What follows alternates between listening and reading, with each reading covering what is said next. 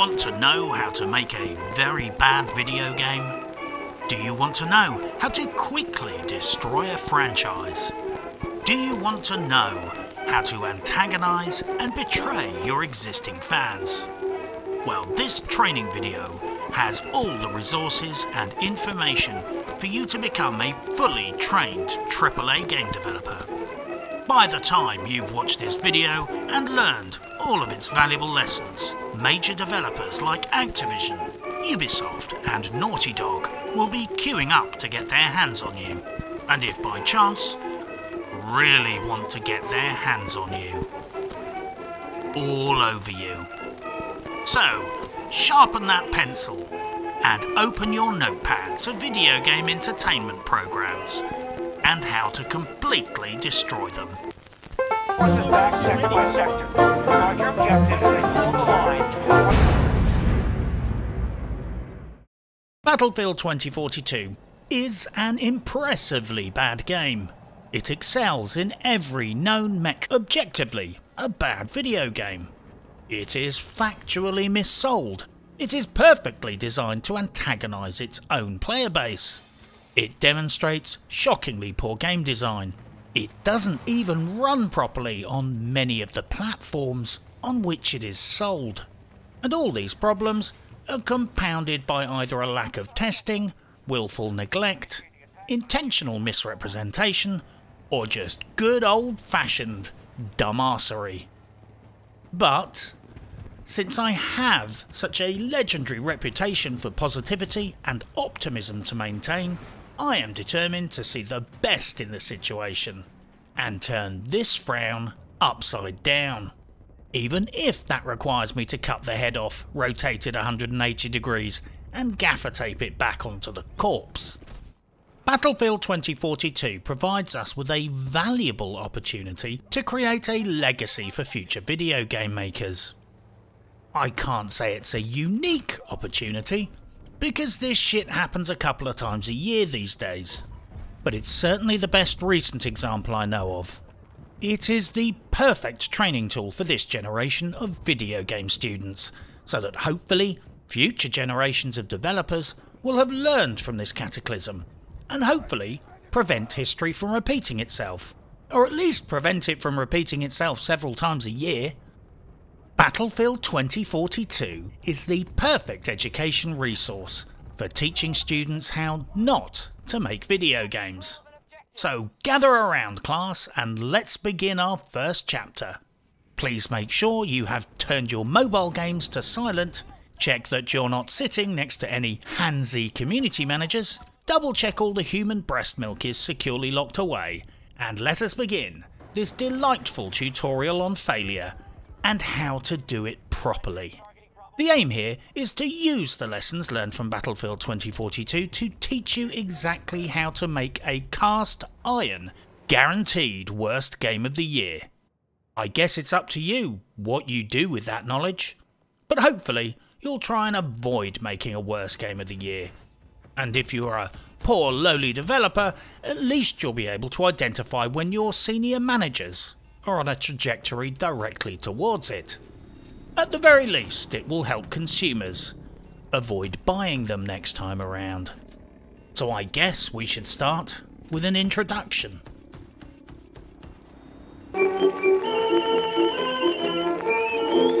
Battlefield 2042 was mispublished by Electronic Arts and underdeveloped by DICE Studios. EA are famous for basically being insidious and evil. DICE is famous for making a semi-decent game a long time ago, back when dinosaurs roamed the plains and woolly mammoth grazed on the tundra. Frequently referred to as being a legendary game studio, and constantly being given a hall pass because of former glories long consigned to history, it is worth noting that DICE is frequently given far too much leeway based on historic successes alone. Sure, they made the semi-decent Battlefield 1 half a decade ago, and Battlefield 3 and 4 nearly a decade ago. But in an industry where the mantra is, you are only as good as your last game, DICE's major successes can be counted using decades as a time frame. In the tech and entertainment industry, decades are like counting in geological time. But let's take a look at what they have done recently. In reverse, chronological calculated order, Battlefield 2076, Ultra Core, Battlefield Vagina, Star Wars Battlefuck 2. That's fairly impressive pedigree. Well, it's impressive pedigree if you're trying to breed mutants. Out of those 4 games, 3 of them have been involved in massive player backlash, and you probably never even heard of the 4th. If someone had bought 4 cars over the last 4 years, smashed 3 of them up in head-on collisions with school buses and lost the other one in a ditch whilst drunk behind the wheel, I would not describe them as a good driver, let alone legendary. DICE is a fucking recidivist car wrecker of a company these days, and their video game releases currently are a virtually guaranteed shitstorm of failure. Battlefield Vagina was so woke that heads rolled, and there was huge consumer backlash. Battlefield 2042 was so shit that heads rolled, and there was a huge consumer backlash. And Star Wars Battlefront 2 was so shit, heads rolled, and there was huge international backlash. DICE's now sub-mediocre development combined with EA's avaricious leadership fail in such spectacular style that laws changed.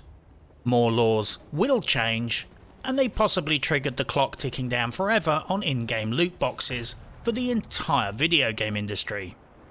So it wasn't all bad news, for us at least. So, if anyone wants to say DICE is a legendary studio when it comes to fucking things up, I reckon that would stick. If anyone wants to say DICE was a legendary studio, back when meteors were exploding over Chelyabinsk, the Arab Spring uprisings were kicking off, and Justin Bieber was spitting on his fans, I'll agree with that. I like the olden days too. But these days, DICE make shit video games. And if they release a video game next year, there is a 75% probability that will be shit too.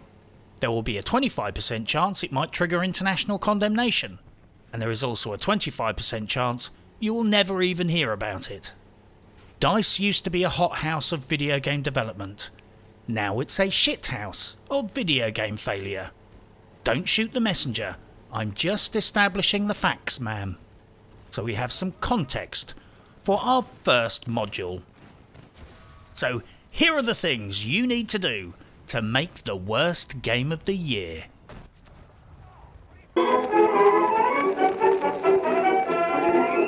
Lie about everything.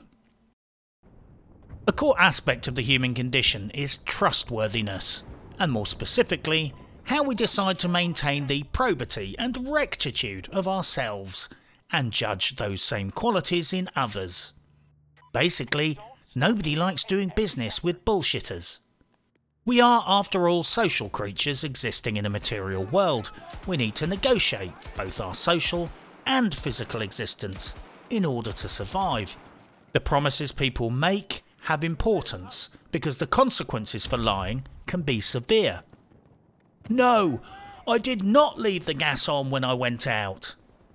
Yes, I checked your parachute was packed correctly. Don't worry, I won't let go of the rope. I'm just taking a break. I promised not to smoke in the fireworks storeroom. Of course I didn't get my own sister pregnant. These examples demonstrate the importance of honesty, mainly because of the implications of the deceit.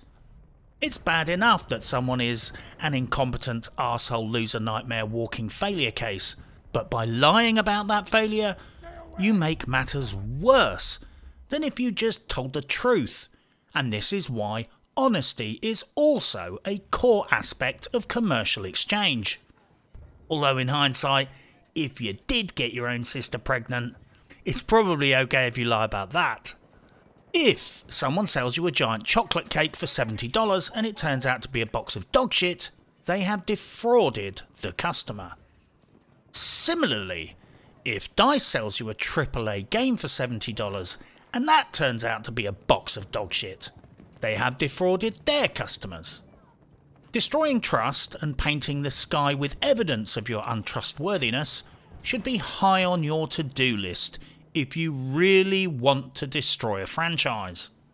So in order to make you have the perfect launch, or should I say the perfect launch day shitstorm clusterfuck of misery, failure, betrayal, anger and consumer insurgency, you need to make sure you sufficiently deceive your loyal audience.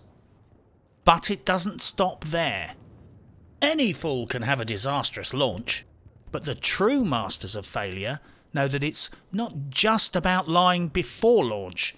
You need to make sure your customers are confident that you lied to them before, you are still lying now, and that you will continue to lie in the future. It's not enough to just be branded as a lying AAA publisher. You need to generate a rock-solid brand image as a company that will continue to bullshit about everything, always. DICE and EA, to their credit, have committed to achieving these ends for many years. They hype up their games, then churn out crap. They made Star Wars Battlefront 2, they made Battlefield Vagina, they laid the groundwork conscientiously so that by the time they released Battlefield 2076, and that was a pile of puke too, nobody in their right minds would believe anything they ever said again. They release visually stunning cinematic trailers like this. Then release a video game with stunningly bad gameplay like this. They claim it used game engine footage. A claim that I find conspicuously odd since I've not seen anything like the trailer in any actual match. Don't misunderstand me, I have seen some fairly spectacular mid-air acrobatics, but sadly this has mostly been flying hovercraft and bugged out ragdolling player characters taking off like Superman. They also did a great job of misrepresenting the maps. They deviously made the maps appear to be huge, dense urban settings, when really they were like giant football fields with a couple of buildings around the edge. Or like giant deserts with a beach hut scattered here or there. I mean, they must have known people would notice. Running for 4 or 5 minutes to get to a capture point is a bit of an obvious giveaway, right? They also consolidated their reputation for deceit by compounding deceit on top of other deceits. Let's not forget their track record for saying they have learned from their mistakes, when they clearly haven't, and breaking promises they make to the players, like in Battlefield 1, where they swore blind they would never do global nerfs on guns to make the game more noob friendly ever again. Then later on did it again anyway. It's also good to promise to fix things, then release patches that make things worse. That erodes trust pretty fast. Like adding a patch to improve gameplay, which also incidentally happened to stop horizontal mouse movement working on PC. Not being able to use a mouse doesn't really improve gameplay very much. But who am I to judge? Across the board, DICE and EA did everything they could to project an image of dishonesty and untrustworthiness. They did a corporate sponsorship deal with YouTube, so now they are running around like good little corporate apparatchik, demonetizing high-profile critical videos and suppressing critical reviews. Allegedly. YouTube demonetized my rant, and this is something in 2021 I guess we're going to have to deal with.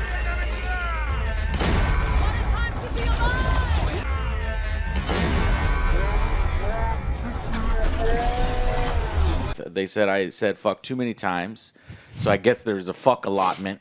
I don't know how many I have, honestly. They made sure lots of shill reviewers said the game was brilliant, so people bought it before realising it was terribly shitty.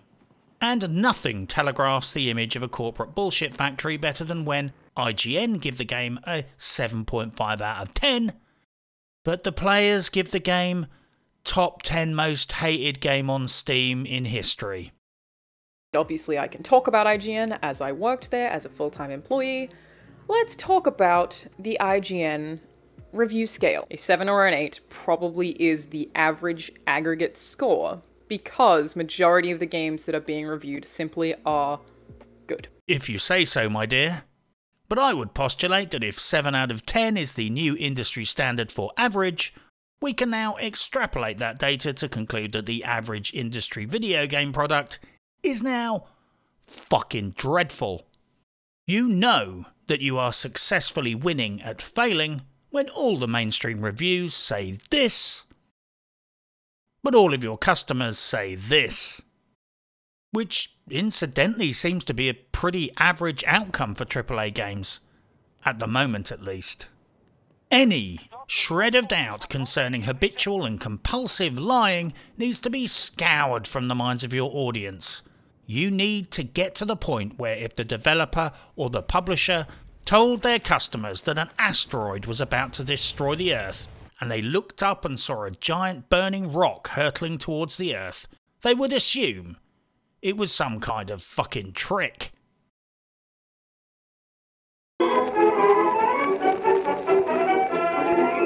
Utterly betray the loyal fans.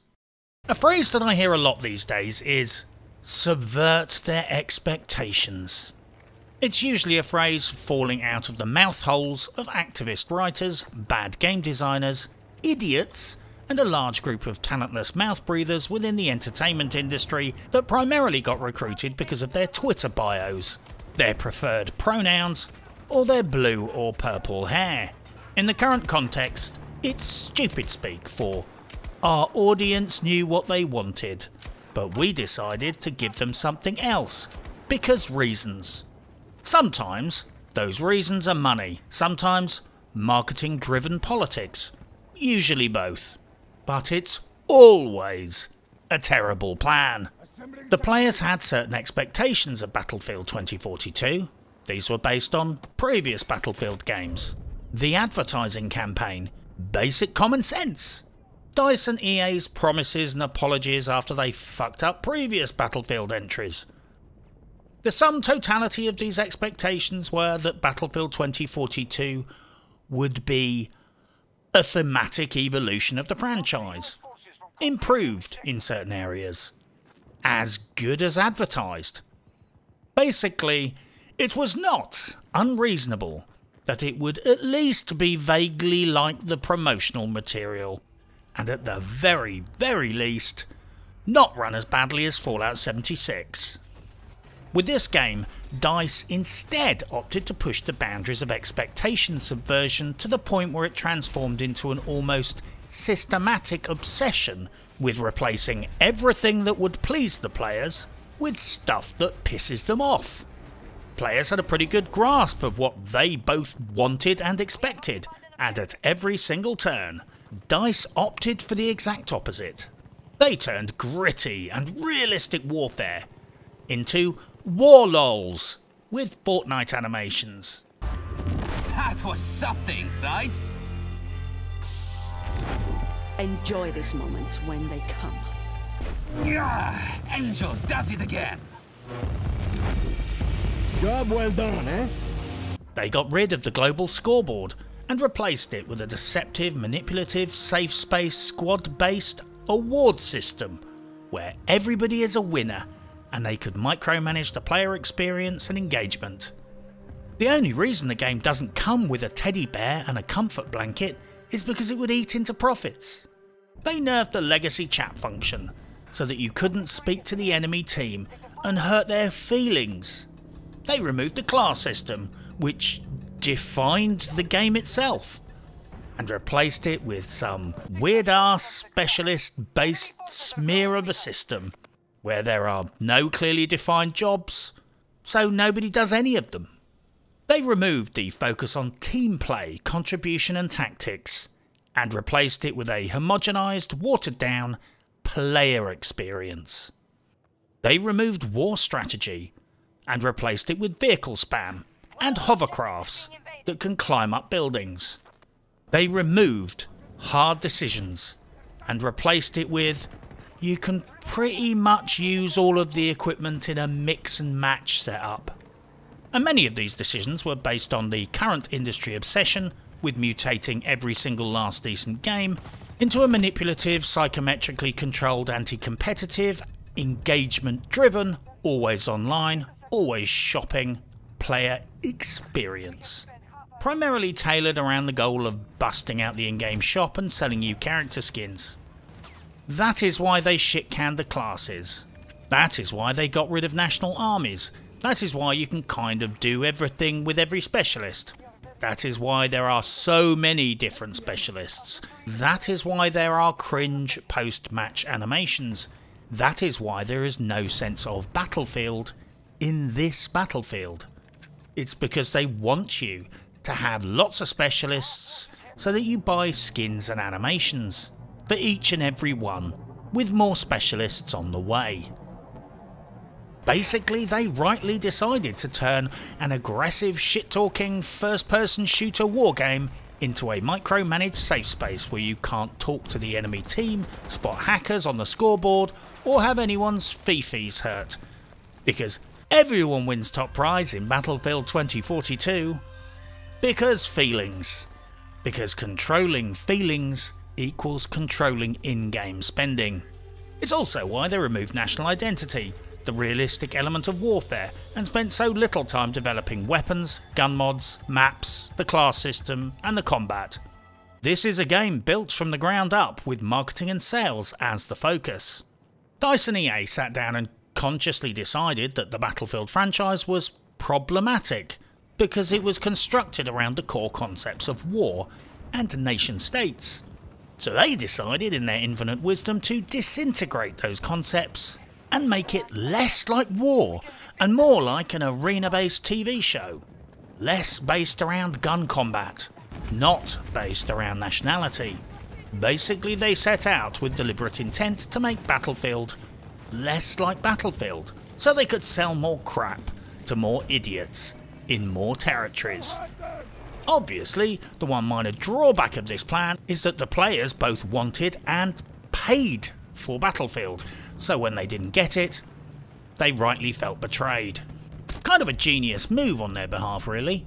They sat down, had a little think, and came to the conclusion that the best thing they could do with a semi-realistic wargame was to try and make it less like a semi-realistic wargame. People got paid to have smooth-brained ideas like that. What a wonderful world of opportunity we live in. But make no mistake, this was not accidental. This was not the result of mistakes. This absolutely was not some creative thinking gone off the rails. Do not entertain the idea for a second that they just fucked this up. Sure, they fucked up loads of things, but the betrayal was deliberate. They knew they had to reformulate the franchise in order to introduce Fortnite and Call of Duty levels of monetization, and this would come at the expense of most of the game's elements and essential features that we know and love. They did that. And the master plan was to do it, betray the fans, and then say, oopsie, we're working on it, when everyone lost their fucking shit. DICE knew what they were doing, and they did it anyway, because profits. After the disastrous reception of Star Wars Battlefront 2, they appreciated that loot boxes were now officially off the table, so they cooked up this plan instead. Not a great plan for the game, but an excellent plan when it comes to betraying your loyal fanbase.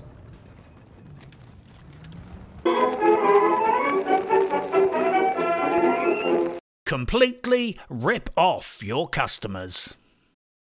Any bunch of cretins can get close to the podium of Worst Game of the Year, but securing that gold medal is tough work in the current, highly competitive climate of abject video game development failure. So these guys literally had to pull out all the stops. At every fundamental level of development, they ensured that the player not only was ripped off, but also did it in such obvious ways that the players would feel resentful and bitter about it too. You know, like when a mugger robs someone, but then beats them up and pisses on them for no logical reason. They removed the campaign in order to save a ton of money and resources, so that they could focus exclusively on refining the multiplayer game. Then they didn't. Yeah, let that sink in. They delivered half the normal game, so that the half they did deliver would be twice as good. but it actually turned out to be complete shit. It's a stunning business model. Raise the price of eggs, only put 3 eggs in the box instead of 6, smash the eggs on the fucking ground, profit made. Genius. The price was increased, the season pass mechanic was introduced. The bane of the industry right now. The Santa outfits that consumer polls indicated were widely hated. They tried to roll those out too, because money. They only made a small selection of maps, and they are all basically a bit shit. This is a shooting-based, gun combat war game allegedly, so they slashed the budget on developing the in-game firearms and modding system. I can't stress this point enough, having seen it in so many other video games. If you really want to wind up and annoy your players, hire people who neither like nor care about firearms to work on the firearms. Hire hipsters, blue hairs, activists. Fuck, I've even seen developers hire wizards. But dear Lord, don't let any pro-Second Amendment or gun fanatics anywhere near the firearms cupboard, because they might end up making something semi-decent. And we don't want that. So Battlefield 2042 launched with only 22 guns in the whole game, a handful of weapon mods, and some of those mods were actually duplicates, copy and pasted in, sharing the same stats. Then in order to stretch out what little unlockable content there was in the game, they throttled the shit out of the XP gains. When they realised players had found ways to earn XP faster in custom matches, they throttled the shit out of that too. And by doing that, they broke XP gains across the board for some players. Yes indeed, instead of paying someone to make more stuff to unlock, they paid people to make it harder to unlock the tiny bit of stuff that was actually there. The other important factor here is financial. As a AAA developer, there is no point making a good game in order to build brand loyalty and benefit future sales on the next Battlefield game. Fuck the future. Why invest in a good product now, just to get more sales in the present and the future? Who cares how much money future you makes? You might be at another company by then. It makes far more sense to a AAA publisher to slash the development budget, churn out a piece of crap, and make lots of money now. From a short-term fiscal perspective, why sell the customers a decent product when you can sell them practically nothing and then spend a year or two blowing smoke up their asses, telling them you're really sorry, promising to get right on it and fix the job, whilst sitting there sniggering with all the money in the bank collecting interest right now. Logic dictates that this is the best financial approach for a AAA company. You know those cowboy builders that take a huge deposit to build an extension on your home, and the second the check clears, they stop answering your calls and never turn up to do anything? Well, if this strategy works for cowboy builders, it will work for AAA publishers. In fact, it does work for AAA publishers all the time. Get paid, don't do the work, lie about coming round next week to fix the job. But if you really want to rip off the customers, you need to amplify the entire situation with a spectacular degree of money grubbing. Every single aspect of the game has to reek of being made by a small team on a shoestring budget. Preferably an untrained team. Hopefully interns and students. Preferably they ain't even getting paid.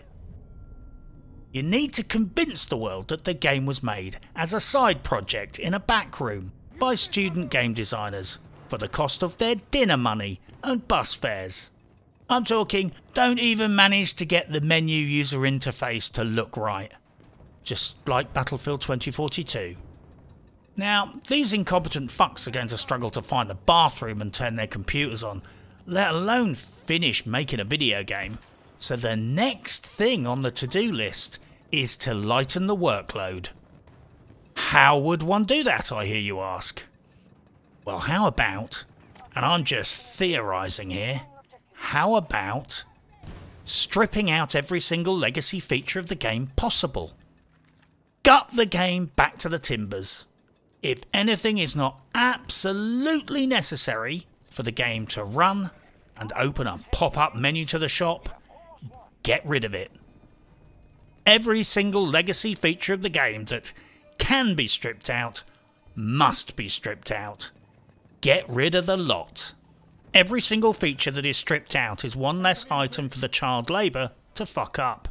It's important that we don't get ahead of ourselves though, because it is still essential that the stuff left in the game gets fucked up too. But as a general rule, if it's not nailed down to the floor, it's going out of the window. Don't believe me? Well, here is the list. Sorry, here is one list. This is one non-comprehensive list of features stripped out of Battlefield 2042. Just make sure that the shop is ready for launch day. You already have some microtransactions to sell, and if anyone notices that most of the game is missing and the rest is fucking broken, just sigh. Look at them knowingly and say, well mate, that's because it's a live service game. I would, however, note that they kind of carked it this time around and didn't have the guts to start putting things in the shop on day one. Perhaps it was impression management, but most likely they lost their nerve when the players went apeshit about how bad the game was. If DICE and EA really had some balls, they would have crammed the in-game shop with items even before the servers went live. Oh, and did I mention the servers are shit, lowest bidder, unstable piles of crap too? Well, you probably already heard that. Because it's true. There is, however, one last critical stage to this strategy of completely defrauding your entire customer base. What is stopping people from just getting a refund? Well, these guys, they've got that covered. Neutralised most people's ability to get a refund by deploying a spectrum of tactics. Sell it through shithouse vendors like EA's Store or Steam, where you practically have to return it within hours, or unplayed, or you void your refund. Attach stipulations to any digital purchase to the same ends. Force the customer to sign an end-user license agreement voiding their rights to a refund and voiding their rights to take you to court. Make it so difficult for people to get a refund that they would need to retain an attorney, engage in legal arbitration, and risk facing tens of thousands in costs, just to try and get their $70 back. It's brilliant, really. Sell everyone a pile of shit, make them sign a form before they run the game. By doing so, they are now legally compromised.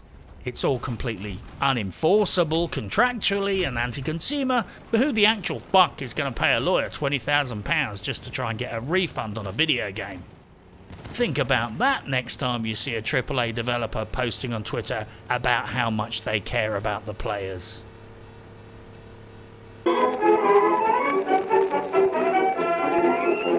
Pamper to the Chinese market. We are in the middle of a pandemic, because China. We're having to redeploy battleships, because China. We are experiencing a global economic collapse, because China. We're routinely locked in our homes, because China. Pretty much the whole world is in a state of shit right now, because China. China is the world's biggest shitheel, who broke the planet, engaged in a 6-month cover-up, destroyed evidence that could have given us a 6-month head start, has a network of giant slave labour concentration camps, is the most anti-video game country on the planet. So why not make sure there is no single thing in the game that offends these modern day Nazis, even if that means censoring things for the rest of us? DICE even renamed the shitty Santa Claus skin to Father Winter, because any reference to a Christian festival risks getting the game banned in China. Because in China, they put Muslims in concentration camps, demolish Christian churches and persecute the Christians, and sterilise ethnic minorities to basically kill them all off. So yeah, pander to those guys. Ban Christmas from your game, yet expect your players to pony up the cash regardless. If you think I'm exaggerating, then why do you think the soldiers are named No Pats? It sounds like a brand of sanitary towel. The point behind making the specialists non-patriated, ergo not being aligned with nation states, is all about foreign market share and hard-learned experiences in previous Battlefield titles. With Battlefield 4, EA and DICE tried to suck off China by making the plot China-centric and having China's People's Liberation Army as a playable faction. What happened? China banned the game anyway because they didn't like the way it was being sucked off. So what's the best solution? Get rid of nations altogether, name them after Sanny towels, so now the soldiers aren't even really soldiers. Technically, they aren't even mercenaries. They're refugee activists. Think about that. In Battlefield 2042, you are essentially a paramilitary refugee activist, fighting against or defending superpower acts of ignorance or stupidity. Obviously, not the Chinese though. They don't do anything wrong. They don't want to have the game banned in the People's Republic of slave camps and forced sterilisation. EA and DICE want us to play a game where we fight and die for... fuck knows why we're fighting. Everybody is kinda on the same side, sort of. We are not defending our homes, we are just kinda fighting a bunch of other generic people identical to us on a big football pitch or a desert, with no overarching war narrative, because reasons. It's something about the environment, and America and Russia are both the bad guys, and we take turns on both sides. Story-wise, this makes less sense than a monkey trying to fuck a bicycle. This is some grade A woke communist bullshit. It's yet another projection of this PC bullshit infiltrating our video games. We're expected to fight, but we're not allowed to fight under a flag, because that would, by inference, represent nationalism. And that is a naughty doo-doo word according to the soy wimps and the marketing department. Who are we supposed to be fighting here? The patriarchy? If your game doesn't even have a plot, no campaign because you neither had anything to say nor the budget to say it, getting rid of national interests in a war game just creates a giant void where a purpose should reside. And sticking a fucking tornado into that void and complaining about the environment just ain't a sufficient substitute for a story. What are they going to do next? Make a game about the Crusades where a group of Christians and Muslims band together to overthrow their patriarchal leaders? A game about the Battle of Britain where the pilots are all on the same side trying to defeat the toxic white male leadership of Hitler, Churchill and Franklin D. Roosevelt? How about a FIFA game where they get rid of teams and goals and everyone just kicks the ball around, taking turns in an equitable fashion, and at the end everyone gets declared man of the match? Unless they're a cis white male. They have to kneel and apologise for generations of oppression. Because all of these ideas are equally as stupid as an international war game where everyone gets to fight on all the different sides and nobody is allowed to fight to defend their country because that would be too white supremacist, potentially piss off China, or some equally ludicrous marketing concern. DICE did a beautiful job of creating a game where they disintegrated the entire value constructs surrounding why people go to war and fight for their homelands, their countries, or their families, but did not replace it with anything, because anything plausible or realistic to do with war would have had to include China. EA and DICE even managed to make World War III woke, just because they knew that getting rid of all nations was the only way to absolutely guarantee they wouldn't get yet another Battlefield game banned in China. So good work on pampering to the Chinese market, although frankly I thought they nailed it perfectly in Battlefield 4, when we were fighting the Chinese in the Paracel Islands. Hell, when it actually happens in real life, they'll finally win cool points from me for being prophetic. Yeah, Angel does it again.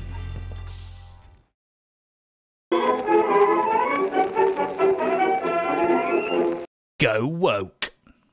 Going woke is always a great way to alienate your customers. If a game developer wants to be woke, I'm fine with that. But don't go woke. Let me explain the not so subtle difference. If you're making a video game about a pansexual non-binary hipster barista who has to run around Portland playing bongos, selling weed and smashing up small businesses during protests until he's earned enough points to set up a vegan cooperative cafe where the local police are all banned from eating there and nobody gets charged for their drinks because capitalism is evil, then wokeness will be right at home in the game. Knock yourselves out. Nobody will complain, there will be no uproar, gamers won't revolt or be angry with you. Mainly because they won't play that game. Well, they might play it ironically or on live streams, but you get my point. But if you are making a sequel to an existing game with an existing customer base and the game is a gritty competitive action war shooter, well, don't go woke on your target audience, because they don't like that shit. You see, marketing departments operate under the assumption that because wokeness has become more fashionable now, things will necessarily become more woke in the future. Therefore, they assume that the next generation of consumers will be even more woke. Ad infinitum. They plotted a trajectory of gaming subculture based on highly sophisticated science. Like this. The past. The present. The future. So there is some logic behind their behaviour, even if it is really, really stupid. The marketing department thinks they are pissing off their audience now, but they are grooming the future woke gamers of tomorrow. Sadly, however, they fail to appreciate that people like this don't play games like this. And they can feminise the characters all they like. They can have 76 different genders in the character creation screen and turn it into a wokegasm. But they are appealing to a demographic that does not like to stay up until 4 AM, blowing people's heads off with machine guns. They also don't realise that there is a huge growing backlash against wokeness, and it's highly likely that the next generation of gamers will swing back right the other way and become so incredibly socially conservative that they will play video games in salons and wear business suits while they do so. Seriously, the backlash to wokeness is gonna be huge. I'm talking deprogramming care facilities set up to reintegrate SJWs back into being useful members of society. You know, like what they do with former cult members. Sadly, or fortunately, DICE didn't do such a great job with going woke on Battlefield 2042, although in their defence, they stripped out so much of the content there wasn't much left to transform into a woke statement. They haven't got rainbow coloured gun skins, unicorn mounts or kneeling MVP animations. Yet.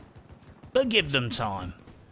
They did get rid of nation states and removed the global scoreboard in order to eradicate performance-based performance. I guess that removes the competitiveness. Half of all the combatants are female, which, whilst being historically ridiculous, is, in my opinion, entirely defensible in its own strange way. I mean, looking at the state of a lot of the men of fighting age these days, frankly, recruiting more women into the armed forces would probably raise the average levels of testosterone in the barracks. But I digress. In its sum totality, Battlefield 2042 is considerably less woke than many shooters right now. However, removing the global scoreboard is such a significant attempt to remove competitiveness that this, on its own, is fairly chilling. Think about it. This is a video game where you score points by doing stuff, but they decided to hide the players' scores from the players. This is a very dark road to go down.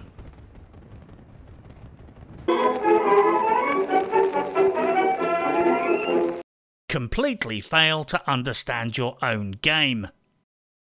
Another important aspect of guaranteeing your game gets an appalling reception is to make sure nobody on the development team has even half a fucking inkling what their own fans like about the game. I'm giving them the benefit of the doubt here by assuming they didn't remove all the stuff we like deliberately. I'm going to be kind and assume they're just a bunch of fucking idiots, unqualified or inexperienced developers. Perhaps they don't play video games at all. I neither know nor care. The important thing is that they behave as if they don't understand their own game. Winning. This is a squad-based game where players group up and play. Better break that shit and make it nigh on impossible to squad up with more than 4 players and spawn everyone at the same location. Everyone likes the classes, so get rid of the class system and replace it with one where it's easier to sell character skins. People wanted Battlefield, not a hero shooter. They wanted teamwork, class-based play and exciting combat. They didn't want a 128-man Call of Duty with everyone running the same setup. They didn't want cringe-ageddon Fortnite characters making quips about how war is a giant laugh. They didn't want an in-game store. They didn't want season passes. They didn't want the disintegration of armies. And that replaced with teams composed of the same Overwatch-style characters. This is more like something out of a dystopian sci-fi movie where people fight on TV in arenas in order to win prizes. They took war and turned it into some kind of arena-based combat show, like a dystopian military-themed version of The Running Man. Take away Levolution, where buildings collapse in spectacular style, or the behemoths that crash and change the layout of the map. Take away all that good stuff and replace it with a vaguely annoying tornado that just meanders around the map, making my already shitty input lag and strobe-like frame rate tank. The annoying tornado is the video game equivalent of a traffic warden. It's like when you've suddenly realised they made that place you parked into a no parking zone, and now you constantly have to keep an eye out for the parking attendant. No fun is added to your trip by having to keep your eye out for a roving parking attendant. Just like no fun was added to Battlefield 2042 by taking away all the fun stuff and adding a fucking tornado. In fact, the vehicle calling system in Battlefield 2042 betrays a fundamental ideological flaw in their thinking. This is a classic franchise that deals with warfare. That vehicle calling system is more like Amazon same-day delivery. They are catering to the Adderall low-effort convenience generation who don't want to invest in a game. They want their stuff instantly, with a click of a button, delivered to their doorstep. And if it ruins the game, who gives a shit? As long as the players get their instant, convenient gratification, who cares if the game says more about consumerism than warfare?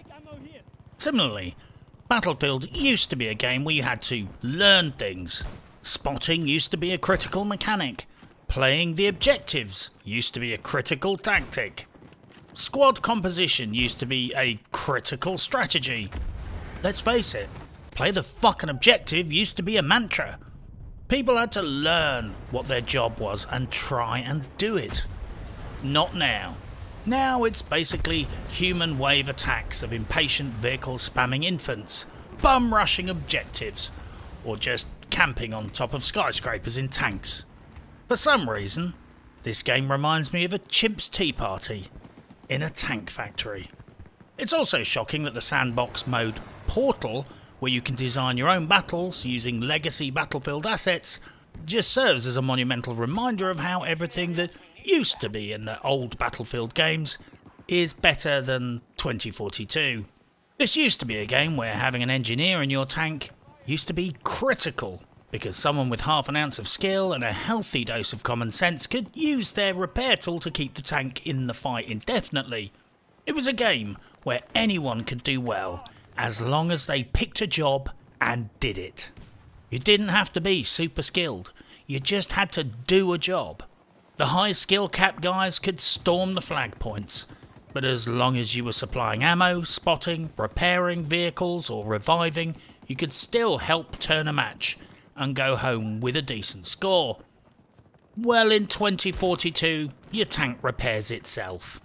Because, well, learning how to play the fucking game seems like too much effort. Am I right?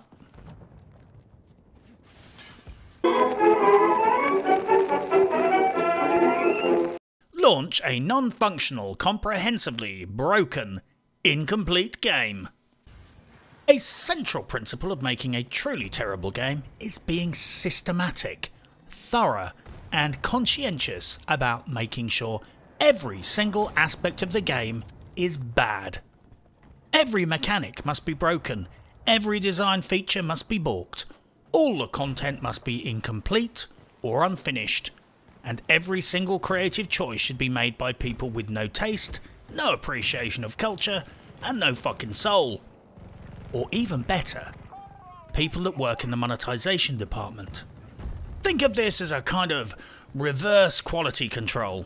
Just having the odd broken thing here and there is simply not good enough to generate widespread condemnation, calls for changes in consumer law, and generating the sort of social media shitstorm that we're aiming at. The developers need to systematically go through every feature of the game and either double check that it isn't finished, break it, or in many cases just remove that feature altogether. DICE did fine work here. I've seen multiple reviewers who've had to compile lists of the profound and irrefutable problems, bugs, mistakes, failings, and incomplete content in the game. When their main focus is tweeting out about a goddamn specialist being non-binary, instead of addressing the fact that the game is a hot mess, with so many issues, dude, I can't even rattle off the top of my head. I should have wrote them down. I did write some of them down. Let's see if I still got it. Oh my god, give me a second here. When you spend your life looking at cancer, it's hard to keep up. Enemy spawn camping, spotting is garbage damage.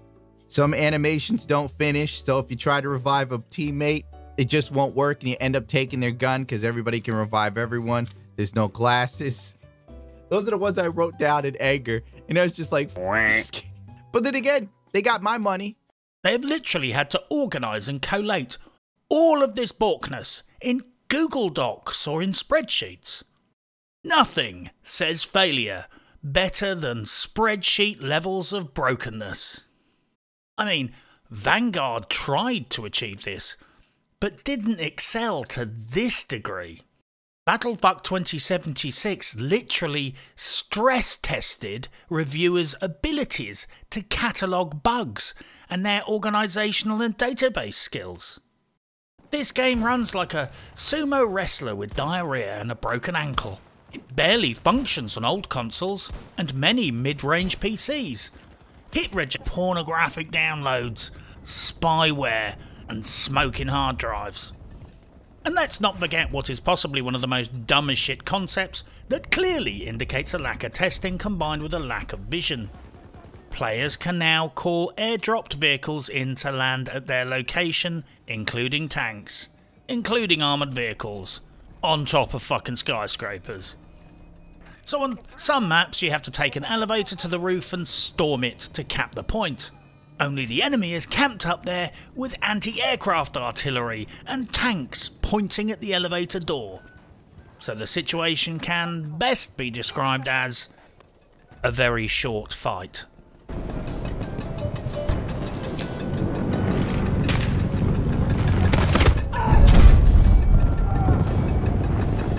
Although in fairness, you can drive the hovercraft up the side of the building, so you could still camp in vehicles on skyscrapers even if they removed or localised airdrops. And this brings me to another brilliant move. Making huge empty maps with barely any buildings, because buildings take time to develop, large areas of grass don't, and then having vehicle spam. Absolute credit where credit is due. DICE executed this with finesse, by perfectly balancing the vehicle spam with the size of the wide open spaces. It's precisely balanced so that you spend most of your time running hundreds of yards across empty terrain, yet there is enough vehicle spam that you can rely on being gunned down by a chopper, hovercraft or tank just before you get to your destination. It's brilliant. They got this perfectly wrong. The irony of all of this is that they entirely removed mortars from the game because it made campers cry. This decision makes me especially furious because I am a camper, and Rule 43 of the camping code is that mortars are superb for dislodging other campers in Battlefield. And if that makes inferior campers cry, then they should pay more attention to Rule 44 of the camping code. Learn how to counter battery with your mortar if people are mortaring you.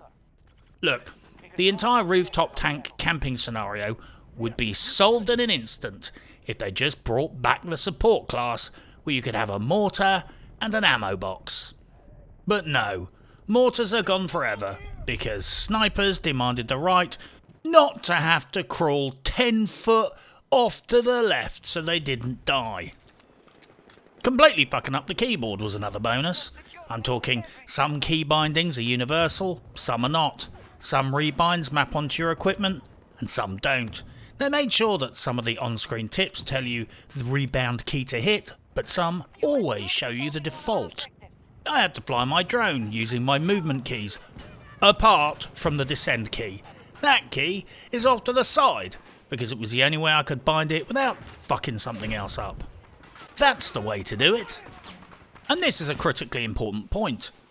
Battlefield is a game where players run around shooting at each other, so do your absolute best to break the part of the game where the bullets hit things. This was golden. They made a shooting game where shooting doesn't work properly. That's truly bold.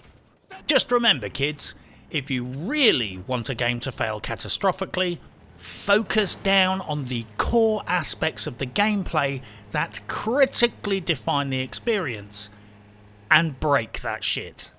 In the case of Battlefield 2042, it's a first-person shooter game where you run around a server, shooting at other players and doing stuff. So break the servers, break the shooting, and break the stuff. Now you have a server full of players who are just pissed off and infuriated. Plus, they get to enjoy seeing their characters rubber banding all over the place. Well, that's if they haven't already been disconnected or had the game crash. Obviously.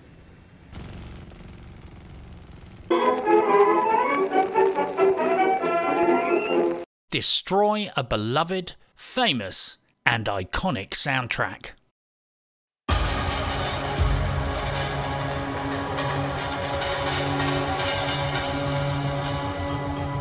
Most video games, like most movies, have entirely forgettable soundtracks. Sometimes the music is bad, sometimes the soundtrack is excellent, but just not very memorable. I've played thousands of hours of The Division, but I can't remember the soundtrack. I could recognise it, but that's not the same thing.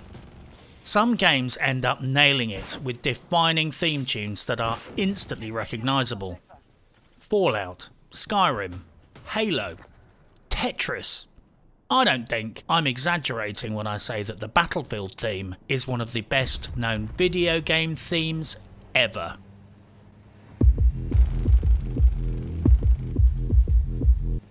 I own 2 different Battlefield soundtracks. There are meme videos about the theme tune. It is that well known. When you have a much loved franchise, people have emotional attachments to it. When people love music, they form strong emotional attachments and memories linked to that music.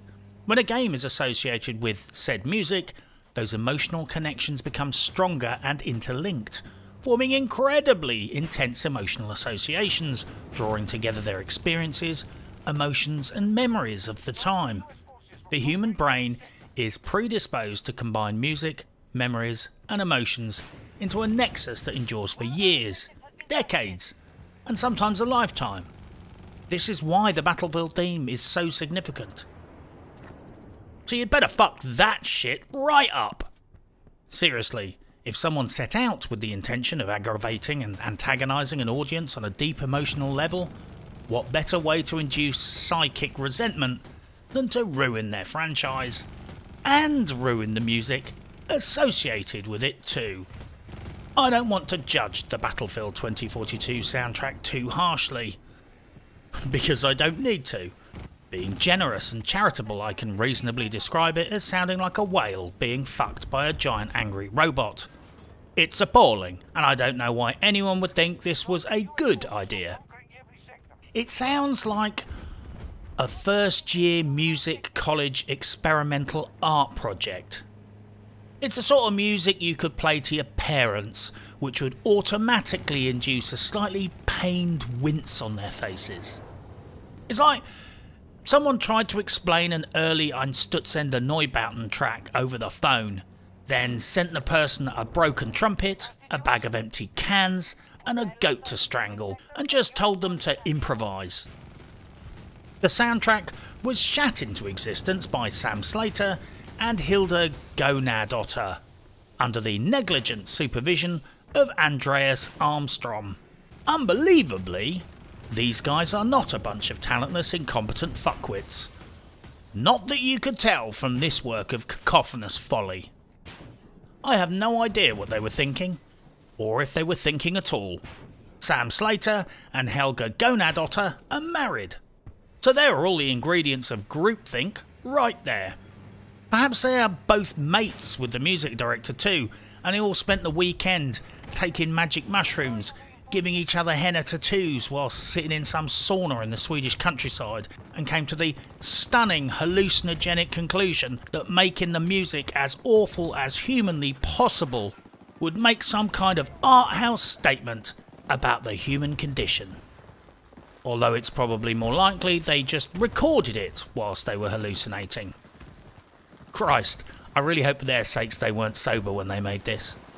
If I had to rate the Battlefield soundtracks in order of preference, Battlefield 4 would come top, and this one would come last. Fuck, the shitty flute version is better than this iteration.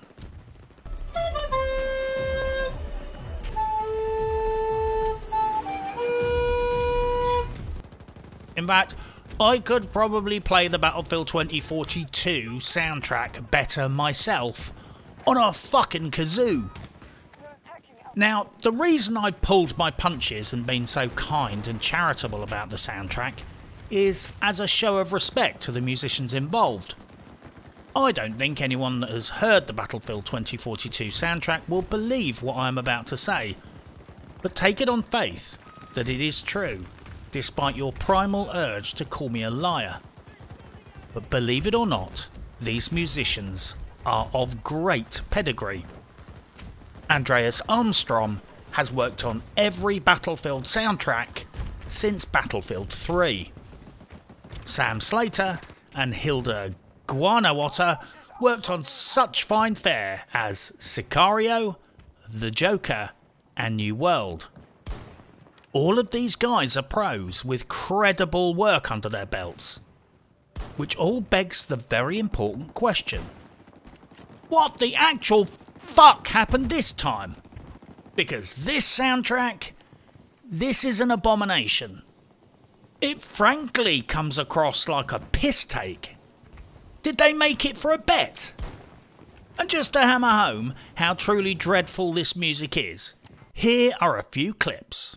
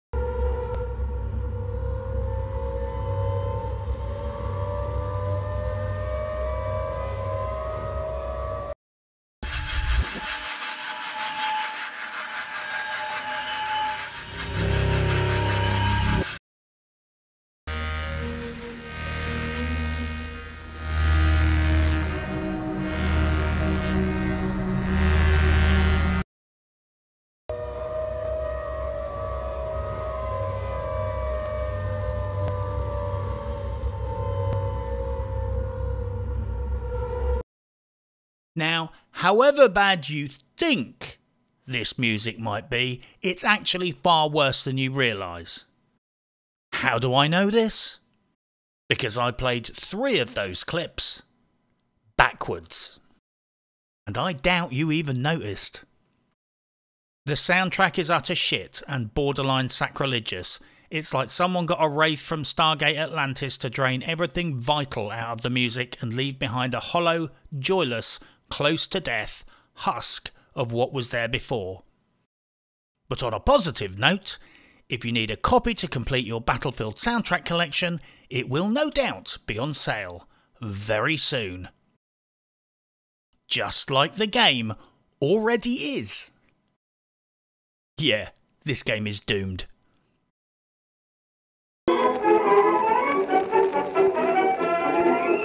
Don't learn from your own or others' mistakes.